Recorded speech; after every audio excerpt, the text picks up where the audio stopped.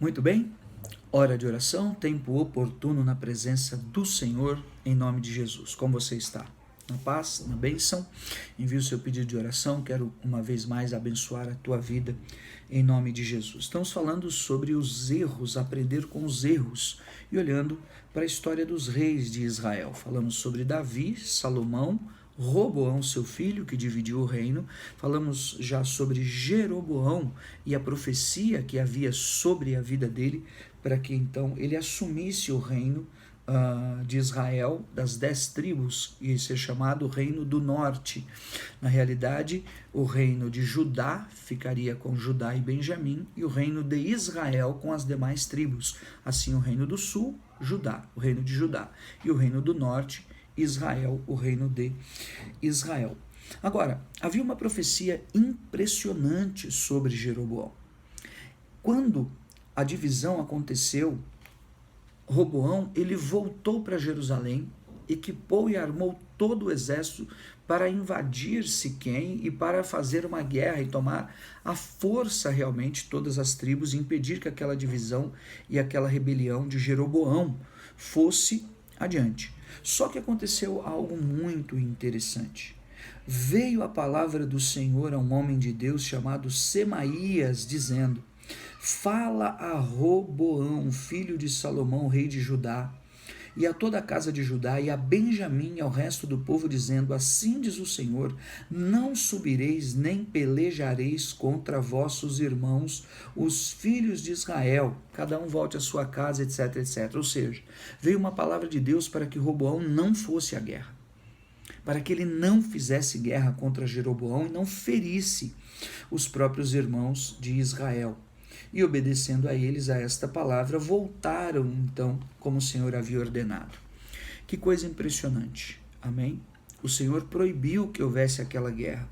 No entanto, falando sobre Jeroboão, lá em Siquém, lá no Reino do Norte, para quem vai para Galiléia, da Samaria para Galiléia, em Israel, Jeroboão recebe conselhos de muitos homens que tinham a preocupação de que o povo que estava habituado a vir a Jerusalém, onde estava o templo construído por Salomão, para cultuar e servir a Deus, viessem e nessa migração para a tribo de Judá, de Jerusalém, eles então fizessem aliança com Roboão, está entendendo? E assim se desfizesse a profecia que estava sobre Jeroboão e sobre o seu reino, porque ele haveria de ser levantado como rei, aclamado como rei em Siquém e daquelas cidades adiante, daquelas tribos todas. O que aconteceu foi exatamente onde Jeroboão ele se desviou completamente. E diz assim, 1 Reis 12, 27, se este povo subir para fazer sacrifícios na casa do Senhor em Jerusalém, o coração dele se tornará a seu senhor Roboão, rei de Judá, e te matarão, e tomarão, e tornarão a ele, Roboão, o rei de Judá sobre todo Israel. Pelo que o rei, tendo tomado conselhos, escute, Jeroboão tomou conselhos, e fez 2 bezerros de ouro, e disse a todo o povo: basta, não subam mais a Jerusalém. Aqui estão os teus deuses, ó Israel, que te fizeram subir do Egito. Qual foi a ideia de Jeroboão? Eu preciso impedir o povo de ir a Jerusalém, de cultuar, eles vão se rebelar, serão corrompidos por Roboão e virão para me matar. Então ele gerou exatamente essa abominação em Israel. Mas, gente, era um homem de Deus. Se ouvirdes atentamente a voz do Senhor, andar os seus caminhos, cumprir os seus mandamentos, Deus fará com você o que fez com Davi. Era a palavra que estava sobre ele da boca de Aías, o profeta, em 1 Reis 11, 38. Mas ele simplesmente subverteu a palavra, esqueceu do Senhor, agiu de maneira arrogante, não compreendeu a revelação, sabe? Influências, domínios, vaidades, medo, sabe? Ganância, inveja, prostituição, influências de demônios mesmo, que tentam agir no momento de divisão, no momento de separação, de ruptura, onde as pessoas se tornam realmente, e você não faz ideia do que elas tornam, do que elas passam a ser capazes. Anuindo a esse conselho, Jeroboão faz 2 bezerros de ouro, exemplo de, por exemplo, Êxodo 32, onde o próprio Arão fez um bezerro de ouro para Israel. Talvez você se lembre dessa história. Jeroboão colocou um bezerro em Betel, no meio de Israel, próximo à tribo de Benjamim, próximo a Jerusalém, próximo a Judá, mas não na extremidade do reino do sul, portanto, do reino de Judá, e colocou outro na outra extremidade do país, que era em Dan. Assim o povo não vinha a Jerusalém, ele ia a Dan e a Betel, para cultuar e servir a estes bezerros de ouro. Imagine só que abominação desoladora, imagine só que desvirtuar tremendo da lei de Deus e da palavra de Deus, que a abominação, que a idolatria é das grandes, se não a maior abominação diante do Senhor.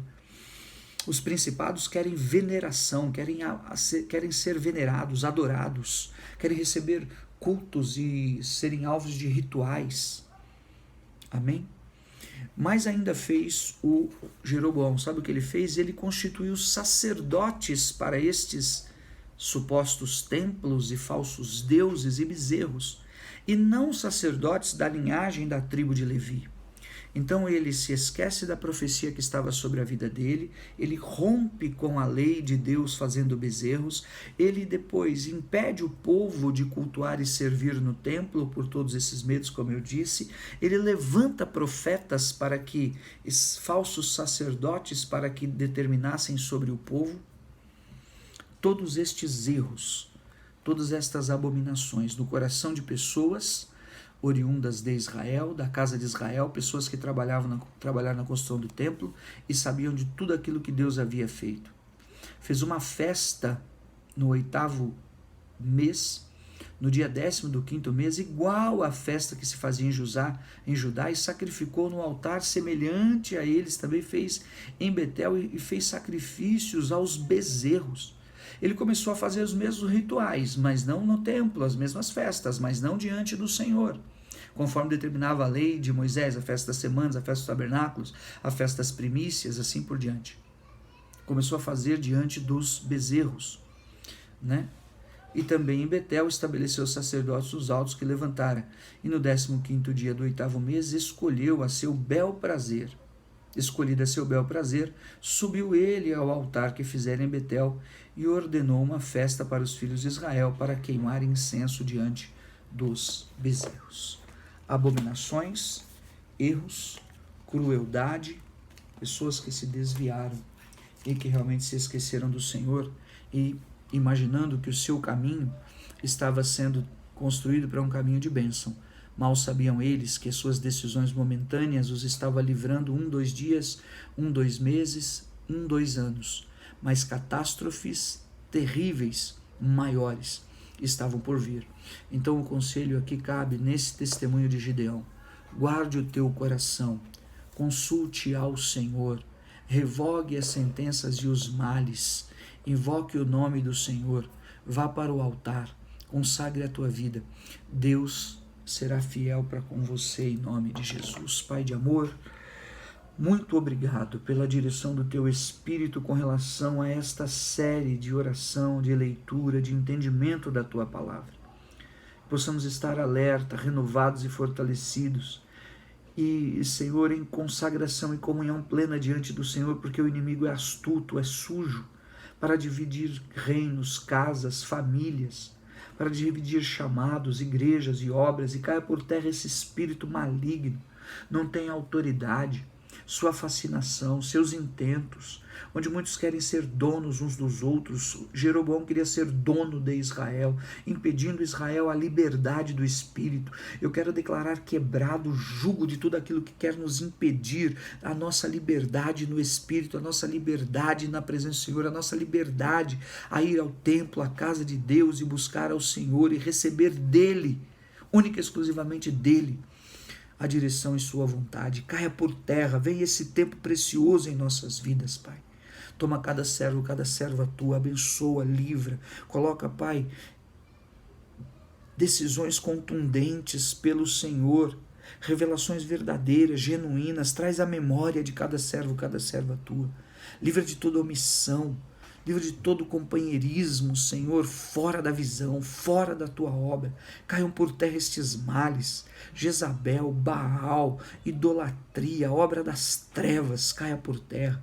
Aquele que tem colocado enfermidade, doença, vírus, maldição, pobreza, doença, seja repreendido. Se entrou por um caminho, vai sair por 7 caminhos em nome de Jesus. Eu declaro Lucas 4,18 sobre a tua vida uma vez mais. Ele veio para colocar em liberdade os cativos e os oprimidos. Veio para purificar os leprosos e veio para abrir a vista aos cegos.